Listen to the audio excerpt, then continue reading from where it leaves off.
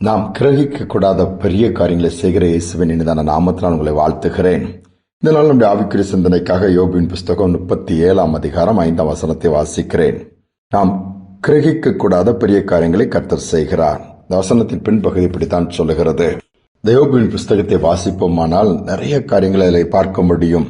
வானங்களை குறித்து, அதனுடைய சிருஷ்டிப்பை குறித்து, அதே மாதிரி சமுத்திரங்களை குறித்து, காற்றுகளை குறித்து, நட்சத்திரங்களை குறித்து பலவித ஆண்டவருடைய சிருஷ்டிப்பு அது வியக்கத்தக்க விதத்திலே, கிரகிக்க கூடாத விதத்தில் ஆச்சரியமாக இருக்கும். அதோடு மட்டுமல்ல, அப்படிப்பட்ட சர்வ வல்லமையுள்ள தேவன் அவர் பெரிய காரியங்களை செய்கிறவர் என்று அந்த இடத்தில் சொல்லுகிறார். இவ்வளவு பாடுகள், எவ்வளவு போராட்டங்கள், அவ்வளவுதான், இனி அவ்வளவுதான் எல்லாரும் நினைத்திருப்பார்கள். யோபுடைய வாழ்க்கை பார்க்கும் பொழுது முடிந்து விட்டது, எவ்வளவா ஓகோண்டு அல்லது பெரிய லெவல்ல வாழ்ந்த அந்த குடும்பம், ஊர் மக்கள் எல்லாம் யோபுவை பார்த்தால் எழுந்து நின்று மரியாதை கொடுப்பார்கள், கனப்படுத்தின அந்த குடும்பம், எல்லா பக்கங்களிலும் சகல ஆசீர்வாதத்தில் நிறைந்திருந்த யோபுடைய வாழ்க்கை ஒரே நாளில் எல்லாம் சின்ன பின்னமா சிதறி போகிறது. அவ்வளவுதான் முடிந்த நினைத்தார்கள். ஆனால் கர்த்தர் விடவில்லையே.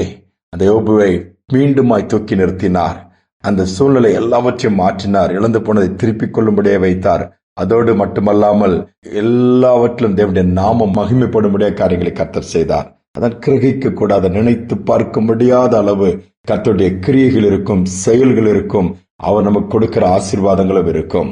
ஒரு சமயம் குறிப்பிட்ட நாடுகளுக்கிடையே சண்டை நடக்கும் பொழுது, ஒரு குறிப்பிட்ட நாட்டிலிருந்து விமானத்திலே விமானிகள் எதிரி நாட்டிலே கொண்டு போடும்படியே புறப்பட்டு போய் போட்டு விட்டு திரும்பி வரும் பொழுது அந்த போர் விமானத்திலே எரிபொருள் இல்லை. என்ன செய்வதென்று தெரியவில்லை. விமானம் விழுந்துவிடும், உடனே தரையிறக்கலாம் காட்டுப்பகுதியில் இறக்கி விட்டார்கள். அது கடற்கரையும் காடுகளும் நிறைந்த பகுதியாக இருந்தது. பார்த்தால் எந்த இடம் கண்டுபிடிக்க முயற்சி எடுக்கும் பொழுது எதிரி நாட்டிற்குள்ளே இறங்கிவிட்டோமே, மாட்டிக்கொண்டோம் என்று சொல்லி புலம்பினார்கள். அவருக்கு என்ன செய்வதென்று தெரியவில்லை.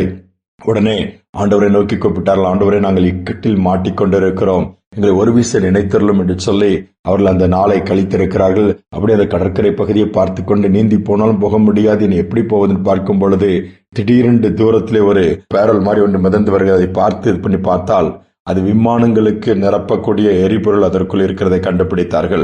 அவருக்கு ஒன்றுமே புரியவில்லை. சரி, கர்த்தர் வழியை திறந்திருக்கிறான்னு சொல்லி அதை எடுத்து எரிபொருளை நிரப்பி மீண்டும் பறந்து தண்டி தேசத்துக்குள்ளே போய் தப்பித்துக் கொண்டார்கள். எவ்வளவு ஆச்சரியம்! அவர்கள் நினைத்து பார்க்க முடியாத ஆண்டவர் செய்தார். ஆனால் பாருங்கள், அது எப்படி வந்திருக்கும்? ஒரே கேள்வி. ஆனால் பின்புதான் ஒரு நாள் அவர்கள் அறிந்து கொண்டார்களாம். அந்த பகுதியாக ஒரு கப்பல் சென்று கொண்டிருக்கிறது, விமான எரிபொருளை கொண்டு ஒரு தேசத்துக்கு போகும் பொழுது.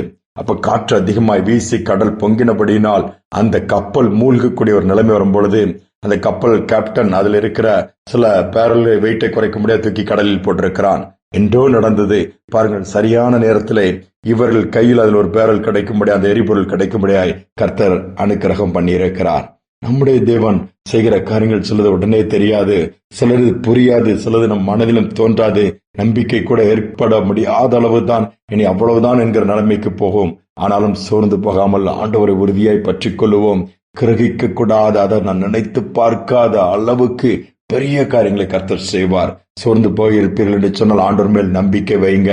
எந்த விதத்திலும் மனம் தளர விட்டு விடாதீர்கள். கர்த்தர் பெரிய காரியங்களை செய்ய காத்துக் கொண்டிருக்கிறார். வேதம் அதுதான் சொல்கிறது. தேசமே பயப்படாதே, மகிழ்ந்து கலிகூறு, கர்த்தர் பெரிய காரியங்களை செய்வார் சொன்ன வார்த்தையின்படி உங்கள் ஒவ்வொருடைய வாழ்க்கையிலும் கர்த்தர் பெரிய காரியங்களை செய்வார். எதிர்பாராத இடத்திலே, எதிர்பாராத விதத்திலே கர்த்தர் செய்கிற காரியங்களை பார்க்க முடியும். ஆனால் ஜெபத்தை மட்டும் விட்டு விடாதீர்கள். அவனுடைய சமூகத்தில் முழுவதுமாய் காரியங்களை கொடுத்து ஜெபியுங்கள். ஒரு அற்புதங்களை செய்கிறது உங்கள் கண்கள் காணும். ஜெபிப்பும். அன்பின் தகப்பனே, கிரகிக்க கூடாத பெரிய காரியங்களை செய்கிற தேவனாய் இருப்பதற்காய் ஸ்தோத்திரம். இந்த நாளிலும் கூட நம்பிக்கை இழந்து போய், சோர்ந்து போய், பலவீனத்தோடு கூட என்ன செய்வது, இக்கட்டிலே நாங்கள் மாட்டிக்கொண்டிருக்கிறோம், விடுதலை இல்லாமல் தவிக்கிறோம், சுற்றிலும் சத்துருக்கள் சூழ்ந்திருக்கிறார்கள், எங்கு திரும்பினாலும் எதிர்ப்புகள், எங்கு திரும்பினாலும் பாடுகள், எங்கு திரும்பினாலும் நிந்தனைகள் என்று சொல்லி சோர்ந்து உடைந்து போன பிள்ளைகள் இருப்பால் உள்ளங்களை மீண்டுமாய் தேற்றுவீராக, காயங்களை ஆற்றுவீராக, கண்ணீரை துடைப்பீராக, தூக்கி நிறுத்தி தைரியப்படுத்தி ஏற்ற நேரத்திலே வேண்டிய உதவிகளை செய்யும்படியாய் வானத்தின் பலகணிகளை திறப்பீராக, ஒத்தாசை அனுப்புவீராக. இந்த நாளிலும் ஒவ்வொரு பிள்ளையுடைய வாழ்க்கையிலும் அவர்கள் எதிர்பார்த்ததை காட்டிலும் ஒருவேளை அவ்வளவுதான் என்று சொல்லி சோர்ந்து போனாலும் இல்லை, இன்னும் இருக்கிறது, நீங்கள் போக வேண்டிய தூரம் வெகு தூரம் என்று சொல்லி தட்டி கொடுத்து தைரியப்படுத்தி அற்புதத்தை செய்ய ஜெபிக்கிறேன். துதிக்க நம்மை ஏற்றுக்கொள்ளும் இயேசுவின் நாமத்தில் வேண்டிக் கொள்கிற நல்ல பிதாவே, ஆமேன், ஆமேன். ஏற்ற நேரத்திலே கர்த்தர் மகத்தான காரியங்களை செய்து நம்மை நடத்துவார். ஏனென்றால் நம்முடைய தேவன் கிரகிக்க கூடாத பெரிய காரியங்களை செய்கிற தேவன். சிந்தனையோடு இந்த நாளை தொடருவோம். மீண்டுமாய் நாளை தினம் சந்திப்போம்.